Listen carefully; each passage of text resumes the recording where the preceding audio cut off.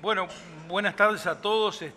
Espero plegarme a la cola de la ola que generó Alejandro. Digo, la hora sigue siendo bastante impropia, pero vamos a tratar de sobrellevarla. ¿De qué va a ser la presentación hoy? Bueno, yo les voy a presentar unos trabajos hechos en INEA, básicamente, a pesar de que el tema convoca, y en realidad hay trabajos en el área, realizados en otras instituciones, la EMAC y demás, digo que es sobre el tema de, bueno, empezar a mover la frontera tecnológica de la intensificación.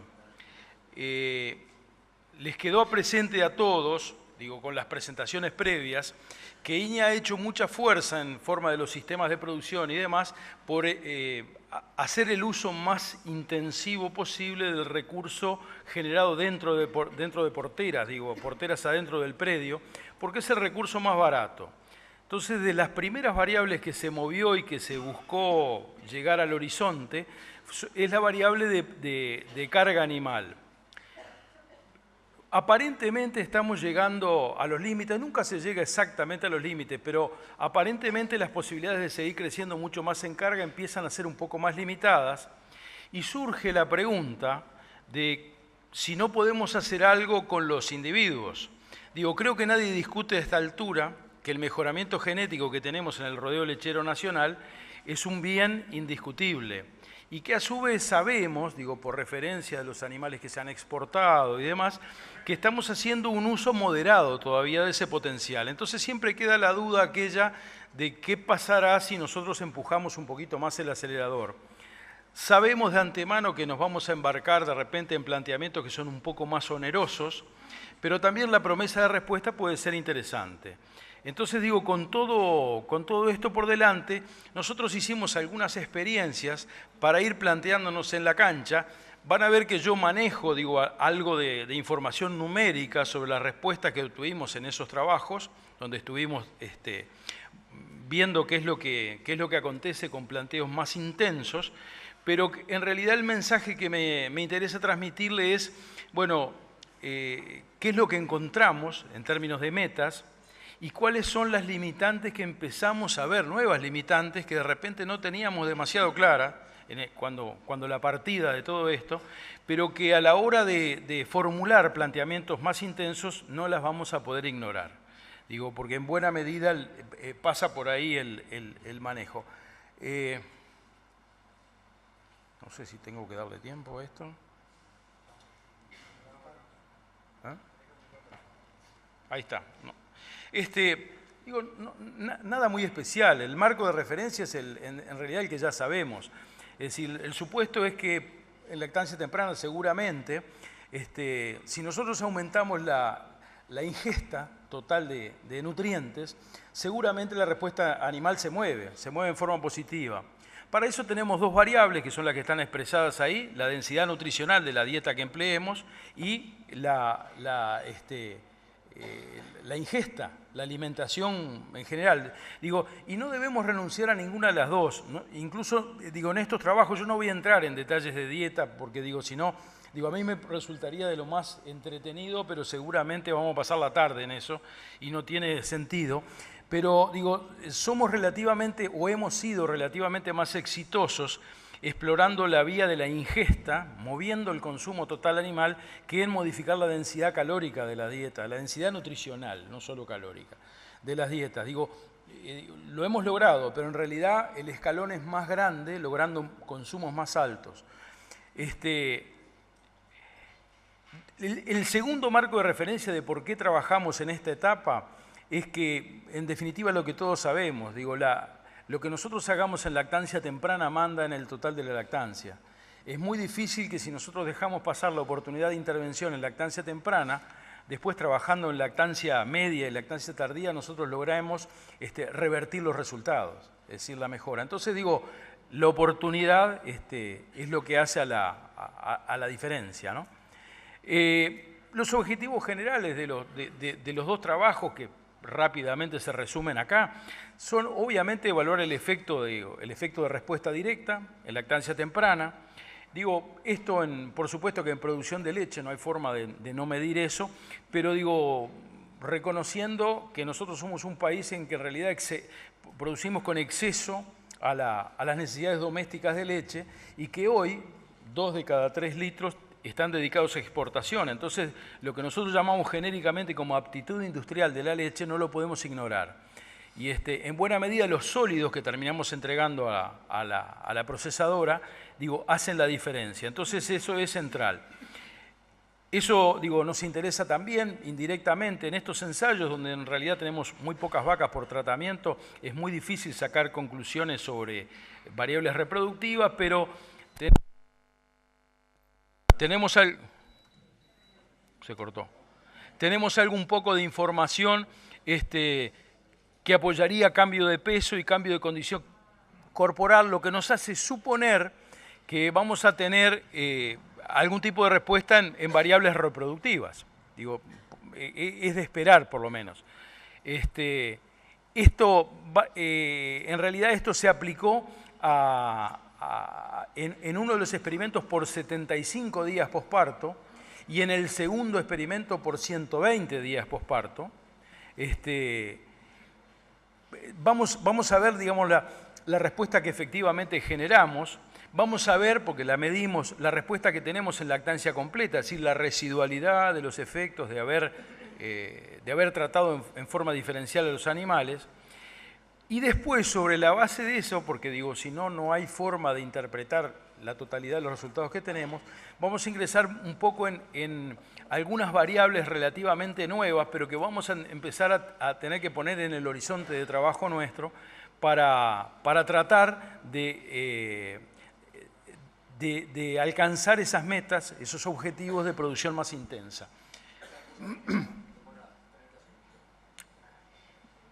Esperamos un poquitito más. Van a ver en la diapositiva siguiente, van a ver que yo hago una descripción de los tratamientos experimentales y les voy advirtiendo desde ya que he tenido muchas críticas del equipo, digo, porque a uno de los tratamientos yo le llamo pasto, porque es la forma en realidad más sintética que a mí me queda, pero digo, sáquense de la cabeza que es un tratamiento estrictamente pastoril. Es un tratamiento más bien típico de nuestros inviernos, en donde en realidad, digamos, lo pastoril es de repente, como llamamos entre los lecheros, un turno de pastoreo, y en el contraturno las vacas están suplementadas con reservas forrajeras, digo, tienen concentrados probablemente en el cajón, pero también tienen concentrados en la sala de ordeña, es decir, es un tratamiento en donde lo pastoril manda más, pero no es estrictamente pastoril. Los nombres son los mismos para los dos tipos de experimentos. Van a ver que planteamos, digamos, en realidad como testigo, pero como testigo de máxima, un tratamiento en el cual a las vacas las confinamos, y las confinamos totalmente.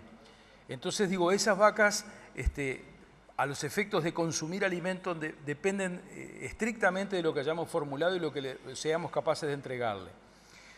Debo decirles también, porque digo, eso después lo vamos a retomar sobre el final de la presentación, debo decirles también que las vacas esas fueron tratadas en condiciones muy mejoradas, es decir, pudieron ejercer su capacidad de consumo prácticamente al máximo. Bueno, veníamos por acá. Me falta comentarles, digo, el objetivo inmediato de los trabajos fue el que se lee en el número 1. Digo, lo lógico y esperable, ¿no? Pero digo, en el fondo, digo, el objetivo más importante es el que aparece en el lugar 2, que es lo que queremos todos. Nosotros queremos saber cuál es, digamos, el tratamiento, la medida, la combinación que nos permite obtener el máximo de nuestros animales como individuos, máximo productivo, pero también con la máxima utilización de pasto. Digo, porque en buena medida, digamos, ese es el nudo que tiene que desatar la lechería nacional. El éxito nuestro seguramente está en no renunciar al desempeño individual, pero maximizando el uso de pasturas donde sea posible. Como les comentaba, esto es lo que se definió acá. Digo, este nombre, digo, está muy discutido, digamos, y digo, tómenlo como el nombre, pero en realidad como tratamiento, digo, no quiero entrar en detalles, no tengo previsto entrar en los detalles de las dietas, pero digo, en realidad es, digamos, en el mejor de los casos, medio pastoril. Después, tuvimos un tratamiento intermedio, que es el que en buena medida le jugamos las fichas, en que nosotros tenemos una oferta de alimentos dada con la mano y manejada, igual que la de las vacas confinadas. Digo que tiene mucho efecto, el manejo se nota, lo vamos a ver, lo vamos a anotar en la oportunidad. El manejo de la alimentación, como se hizo en este caso, digo, tiene mucho efecto para explicar la respuesta. Y el resto era pasturas. Digo, ahí tenemos que resolver, digamos, la intríngulis que generan estos dos mundos, ¿no? Las vacas nuestras tienden a descansarse mucho en la alimentación provista con la mano y a usar mucho la pastura para ir a descansar. En la medida que nosotros levantemos la oferta, perdón, la oferta de comida dada en comederos, seguramente van a renunciar a algún poquito más de comida en la pastura. Entonces nosotros mismos, por la vía del manejo de los dos alimentos, ejercemos más o menos sustitución y manejamos en más o menos la respuesta, digo, en la combinación de alimentos que manejamos. Digo, este fue el primer trabajo, yo le puse acá trabajo número 1, fue el que se hizo en el año 2010. Y digo, las características de este trabajo son varias y importantes. Digo, las vacas venían de una preparación realmente pobre y si bien los desempeños no puedo decir que sean malos, los desempeños dejaban bastante que desear. Entonces eso es importante porque eso condiciona el tiempo necesario para alcanzar el máximo de respuesta de cada una de las dietas. Nosotros acá cortamos el periodo de alimentación diferencial a los 75 días, pero lo que es notorio es que las dietas menos densas alcanzaron, digamos, el potencial del objetivo en forma más rápida, en menos días. Digo, van a ver que los resúmenes que ustedes tienen ahí, las medias, acá están todas las semanas, todos los 75 días involucrados en la alimentación diferencial. Pero digo, descartamos las primeras 2 semanas, eso es bastante habitual. Normalmente a ese periodo le llamamos periodo de acostumbramiento y es muy importante porque en realidad las vacas se están acostumbrando, los animales de 4 patas se están acostumbrando a la nueva situación, pero también es muy importante porque los animales de 2 patas también nos estamos acostumbrando a la nueva situación. Entonces digo, se precisa una etapa de nivelación para alcanzar estos objetivos. Y digo, lo notorio acá, digo, hay 3 o 4 cosas notorias, digo, no hay misterios. Digo, si nosotros hacemos la formulación y permitimos, damos las condiciones para que las vacas manifiesten el consumo de alimentos que esperamos, digo, las respuestas se dan. Es notorio también, digo, que el punto de arranque condiciona mucho el tiempo y el total de la respuesta. Lo van a ver en el segundo experimento.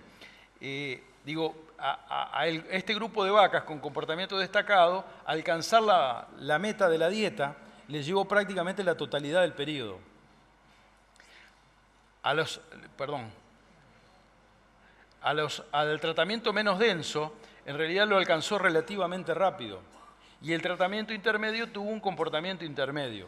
Es decir, alcanzar las metas formuladas a través de la preparación de la comida, han llevado tiempos distintos. Es decir, en definitiva, la importancia de la preparación para el parto.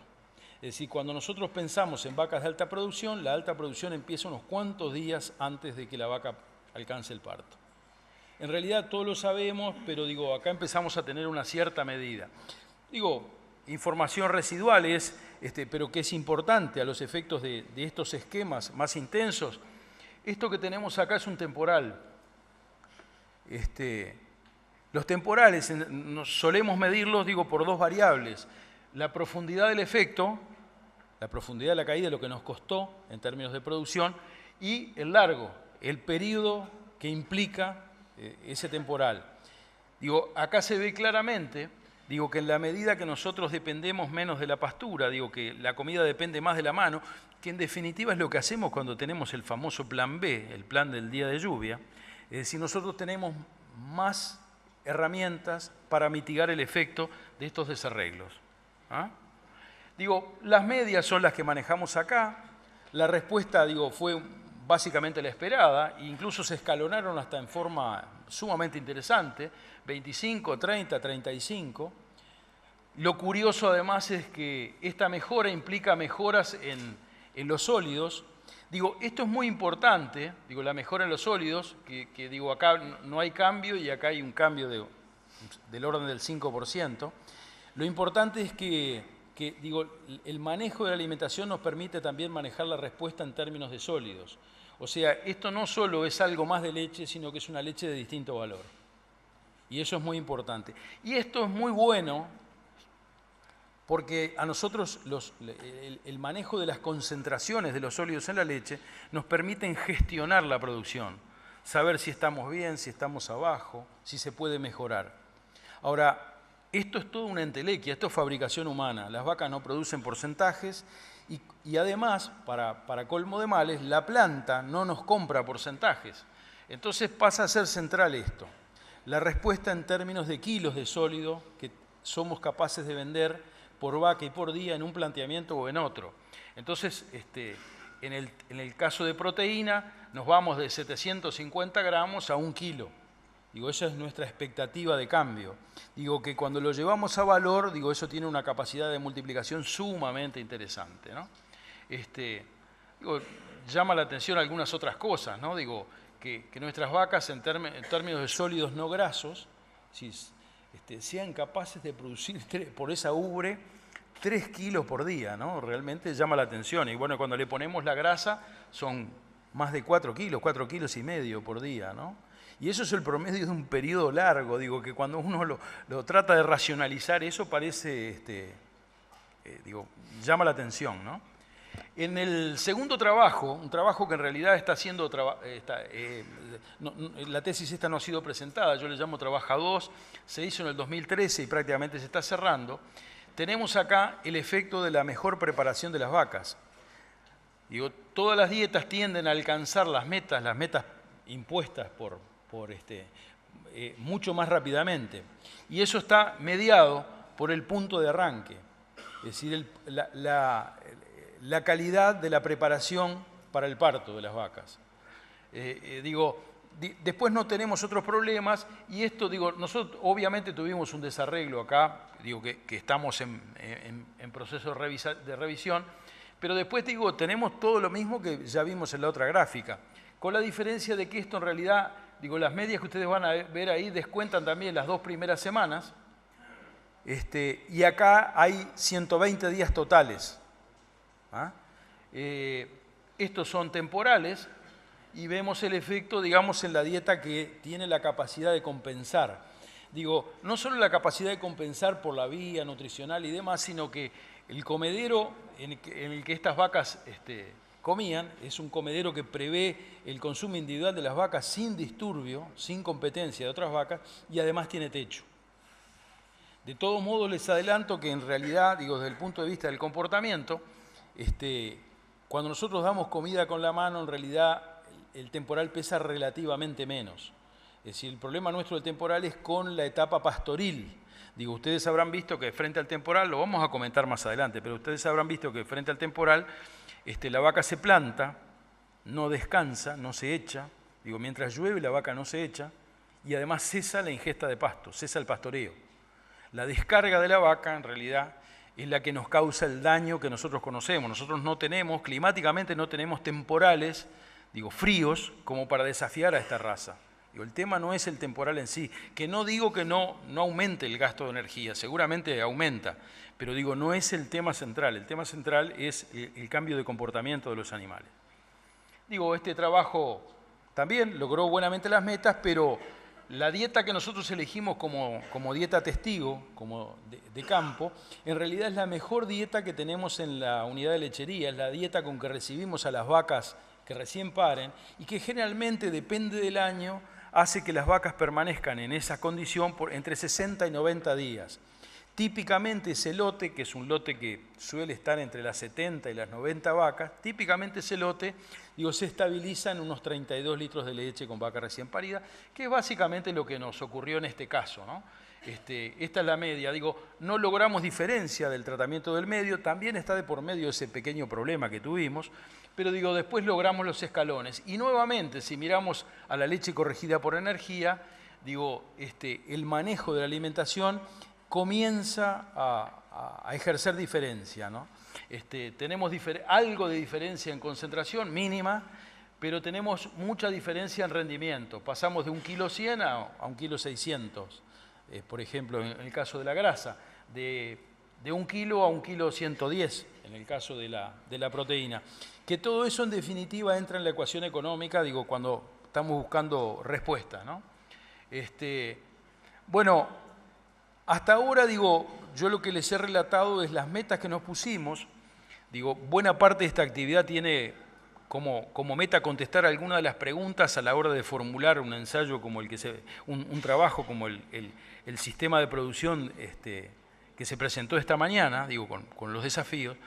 Pero esto llama la atención sobre algunas limitantes nuevas que aparecen en el horizonte. Nosotros tenemos un fortísimo foco, todos, a echarle la culpa siempre a lo nutricional, cuando las metas se logran o cuando las metas no se logran. Nosotros estamos empezando a encontrar, incluso con la colaboración de otros productores que de repente están en un camino muy cercano, que empieza, a estas alturas, cuando nosotros hacemos planteamientos de este tipo, empiezan a operar otras limitantes y que vamos a tener que aprender a convivir con ellas y a identificarlas y a buscar medidas que las mitiguen. Digo, bueno, simplemente para comentarles, digo, esto es lo que pasó, digo, acá las largamos a las vacas y obviamente se desplomaron. Nadie se le ocurriría hacer esto desde el punto de vista práctico, haber hecho este esfuerzo económico de llevar las vacas a esta altura y soltarlas. Nosotros teníamos la necesidad de hacerlo experimental porque queríamos generar coeficientes de respuesta. Es decir, bueno, nosotros hicimos el esfuerzo en lactancia temprana, pero eso cuando cerremos la lactancia, en lactancia completa, no tiende a borrarse. ¿El efecto permanece? ¿De qué orden es? Entonces digo, simplemente esto es un resumen. Esto es la media de los primeros 75 días y acá hay 174, a ver, 172 días siguientes, ¿sí? Casi 6 meses más. Bueno, estas son las medias que logramos. Y esto en leche es esta leche de base y esta leche de techo. En la etapa residual esta, y finalmente acumulamos, recuerden que estos son 244 días, acá para cerrar una lactancia más o menos normal faltan un par de meses, pero sirve como, es un muy buen indicador. Tenemos lactancias de las que conocemos, que seguramente se acerquen a los 5.000 litros, bastante típica de lo que estamos haciendo en el campo, hasta lactancias que seguramente pasen en algo los 6.000 litros. Digo, no son tampoco lactancias sumamente destacadas, pero digo, obviamente acumulamos una diferencia que pasa a ser interesante por la intervención que hicimos en lactancia temprana. La diferencia que permanece es entre un poco menos del 20% hasta algo más del 25% como respuesta general, ¿no? Por las diferencias en manejo. En este otro trabajo, en realidad, acá se descuentan las 2 primeras semanas. Lo que estamos viendo son las 15 semanas netas y el periodo residual. La residualidad se mantiene, pero el efecto neto es eso, ¿no? A la medida que descalzamos a las vacas. Por supuesto que ustedes se deben estar formulando la misma pregunta que nos formulamos nosotros, que es la que viene ahora. Si yo relleno esto con cierto grado de normalidad, ¿de qué estamos hablando? ¿Qué nos imaginamos que podría pasar, no? Y bueno, pasa a ser interesante. Acá tuvimos, las medias fueron otras. Acá tenemos la media de los 120 días, esos descontadas las 2 primeras semanas, naturalmente, ¿no? Las medias que tuvimos. Esta es la media de 111 días de residualidad. ¿Por qué 111? ¿Por qué no cerramos la lactancia? Porque de acuerdo a la época de servicio se van retirando del experimento, de lo que era el experimento, se van retirando con diferencia de tiempo las vacas, entonces ahí decidimos cortarlo. Pero sí acumulamos, comparable, 111 días post-tratamiento, digamos, ¿no?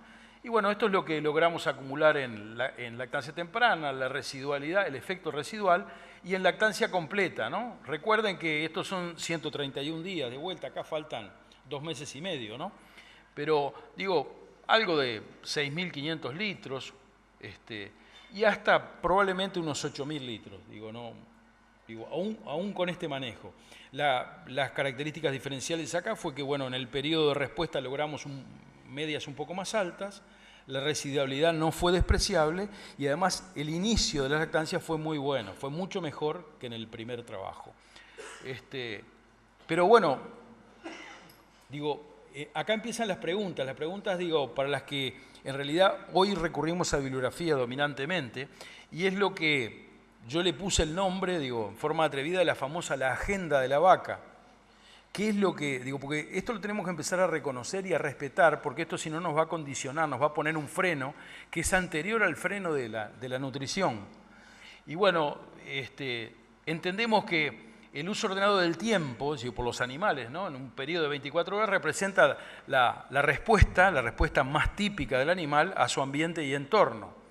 Que si nosotros aprendiéramos de eso, vamos al campo, evaluamos y empezamos a encontrar diferencias, seguramente encontraríamos los puntos en donde podemos intervenir para levantar restricciones.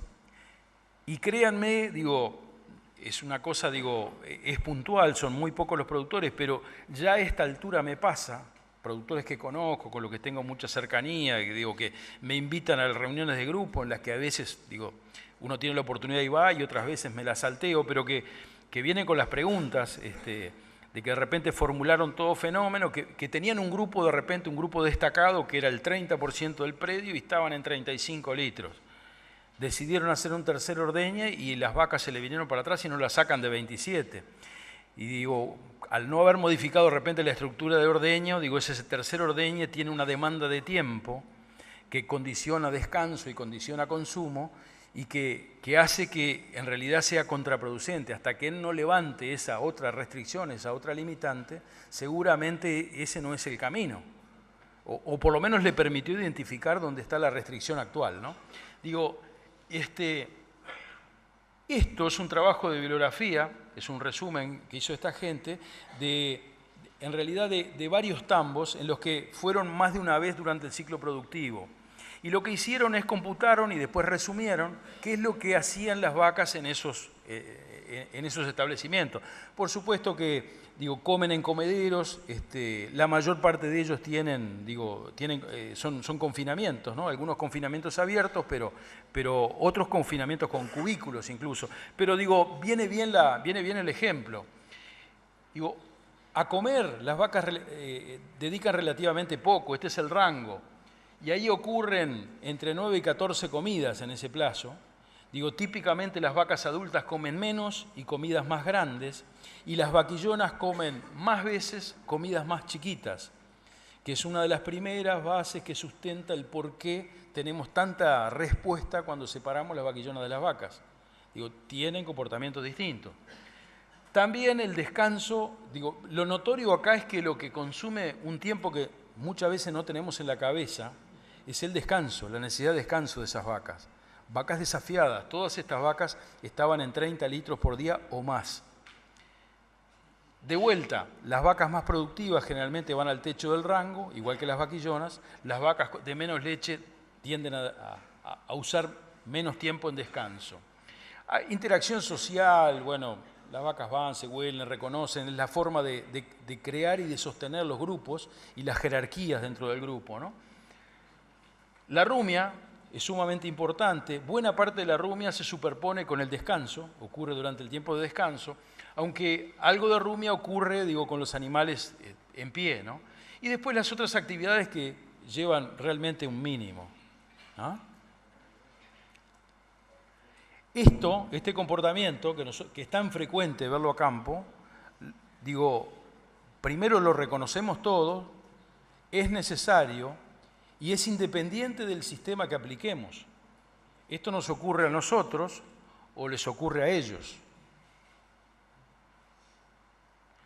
Esto nos ocurre a nosotros o les ocurre a ellos. Pero digo, tenemos que empezar a reconocer que hay patrones, que hay rutinas que tenemos que empezar a respetar, porque si no, digo, la cosa no es solo alimentación, sino nos va a costar alcanzar algunas metas, digo, y empezamos a tener problemas. Después hay actividades que en realidad, en la medida que nosotros tengamos buena infraestructura, pesan en términos de demanda de tiempo relativamente poco. Acá hay una vaca sola, en un corral que debe haber, yo qué sé, creo que entran 350 por cada uno de los lados. Entonces digo, y la vemos abrevando sola. Eso es infraestructura, eso es que digo, cuando precisan el agua está. Este otro trabajo que publica este autor, en realidad lo que hizo es, acá en realidad miraron un tambo solo. Lo que pasa es que intervinieron en 3 o 4 veces durante el ciclo productivo y simplemente lo que hicieron cada vez que iban, marcaban a las vacas del 10% superior. Entonces, en el mismo tambo, con el mismo manejo y la misma alimentación, trataban de ver qué era lo que hacían las vacas, digamos, con mejor desempeño, de diferente de la vaca promedio. Comían exactamente igual, descansaban bastante distinto. Digo, reducían algo del tiempo del tiempo de descanso, el tiempo de repente que no es alimento ni es descanso echadas, lo reducían un poco en aras de generar más tiempo para el descanso, pero después en realidad los otros tiempos eran bastante limitados. De todos modos, si ustedes sacan el tiempo total, cuando nosotros pensamos lo que hacemos nosotros con las vacas, que las tropeamos para allá, que las tropeamos para acá, que las traemos y de repente pasan 1 hora en la planchada esperando que el ordeñador se disponga a ordeñarla, nosotros vamos a encontrar que en realidad en estos planteamientos esos lujos ya no nos los podemos dar. La vaca tiene otros objetivos para ese tiempo y en la medida que nosotros no respetemos eso seguramente nos va a castigar. Acá algunos criterios mayores, ¿no? Es decir, la vaca en producción, una de las cosas más rígidas y bastante alta que tiene en el día de ella es la demanda por descanso echada, no es cualquier descanso. Es decir, nosotros hoy vemos, me pasó la semana pasada, sin ir más lejos, viene el lote de vacas para ordeñar acá en Estanzuela y una vaquita se aparta y se echa en la planchada, en el cemento de la entrada. Desesperada por echarse, porque en los lugares de pastoreo el barro la tiene loca, en los caminos no la dejan echarse. Seguramente la planchada dura de entrada al tambo no es lo más cómodo, pero es limpio y es el mejor lugar que encontró. Entonces, mientras las otras vacas pasaban, ella le pegó una aflojada a las patas, ¿no? Entonces esto es muy importante. La demanda se tiende a satisfacer aún a costa del tiempo de comida. Y les llamo la atención sobre esto. Nosotros después que tropeamos un grupo de vacas, van a la pastura, pasan la maroma, todos suponemos que están prontas para comer. Que en realidad lo que más la va a llamar es el apetito. Sin embargo, todos ustedes se deben haber fijado, les debe haber llamado la atención, porque no pasa desapercibido, que esas vacas cruzan la maroma, dan 4 bocados y se echan. Tienen hambre, les va a caber comida, pero priorizan el descanso. Entonces son las cosas que vamos a tener que tener en cuenta y planificarlas. Hay algunas ideas, tenemos algunas pruebas para hacer acá, pero hay algunas ideas manejándolas los productores que seguramente van a tener resultados interesantes. Una de las cosas que ocurre, que explica eso, es que en la relación comida-descanso son actividades que están fuertemente vinculadas. Y cada vez que nosotros restringimos el descanso, seguramente castigamos el tiempo, la disposición del animal a consumir alimentos. ¿Ah? Hay algunas medidas, no muchas, pero que hablan de que son relaciones de este tipo. Cada vez que reducimos en 1 hora y media, el tiempo necesario de las vacas de descanso, ellas nos castigan con una reducción de 45 minutos en la disposición a levantar alimentos. Esto no es menor.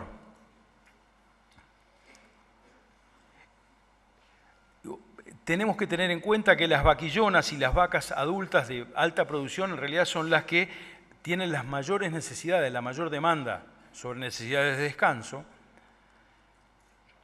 que en general los descansos más prolongados están asociados a una más profunda y una mejor rumia. Con esto indirectamente lo que estoy diciendo es que del mismo alimento son capaces de extraer más alimentos. La rumia es un socio nuestro. En general esa esa mayor rumia, por mayor salivación, previene más la acidosis, mejora la digestibilidad, mejora el flujo sanguíneo a ubre, digo que eso en realidad tiene consecuencias al final en la producción de sólidos, la capacidad de la ubre de hacerse de nutrientes para producir más sólidos, y el echado, la reducción en la presión sobre patas en general se ha asociado a mejoras en las rengueras, en las laminitis que nosotros conocemos. Digo, una gráfica es la misma gráfica que mostró Alejandro hoy, digo, donde básicamente lo que dice es eso, ¿no? Digo, en el rango que nosotros pretendemos trabajar, cada hora que nosotros restringamos, vamos a leerlo al revés, cada hora que nosotros restringimos el tiempo de descanso, seguramente vamos a obtener 1,5 litros, un poco más de 1,5 litros menos de producción como meta. Entonces digo, tenemos que reconocerlo como una actividad importante. Cerrando lo que le intenté presentarles, bueno, la respuesta productiva se da, no hay mayor misterio, nuestras vacas no funcionan distinto que las vacas que andan en todos lados. Digo, en la medida que manejemos la alimentación correctamente, digo, la promesa de mayor producción y de mayor valor, de más cantidad de sólidos en la leche, digo, es real. Seguramente la mejora de la alimentación y la mejora en el manejo tiene consecuencias sobre reproducción. En estos trabajos, digo, ni lo intentamos, ¿no? Pasa a ser central todo el tema, el paquete grande de confort animal. Y yo digo confort animal no solo en el tiempo de echado, sino en el acceso a la comida, el acceso al abrevado, la caminería que vamos a usar. Naturalmente esto mejora el control de la alimentación. Digo, estamos embarcados en un proceso en que los alimentos que vamos a terminar importando para este grupo de vacas son relativamente caros, necesitamos gestionarlos con más detalle. Y probablemente, que en buena medida fue de donde partieron muchos de estos planteamientos, es que esquemas más intensos, que en realidad tienen una proporción cada vez mayor de la comida dada en forma de comida guardada, seguramente son compatibles con una menor demanda por área para las vacas. Digo, la suma de todo, que el ejercicio que hoy tenemos es el planteamiento del nuevo sistema de producción, seguramente son una promesa de respuesta sumamente importante. Aprovechando de alguna forma los dos mundos. El tema que tenemos que resolver es qué necesidades tenemos de infraestructura para hacer realidad eso. Digo, por un lado uno piensa, pero es una rueda suelta, ¿no? Que tenemos las posibilidades de mantener nuestras vacas siempre en el exterior, ¿no? Digo, como dice un productor vecino bastante cerca de acá, en realidad tenemos la posibilidad de alojarlas en un hotel de 1000 estrellas, ¿no? En vez de una planchada de alimentación, a condición de que eso lo manejemos con cierto detalle, confort animal nuevamente, y por supuesto que la alimentación tiene un rol sumamente importante en estos planteamientos, ¿no? Sin duda. Bueno, básicamente hasta acá me referí yo. Muchas gracias por la atención.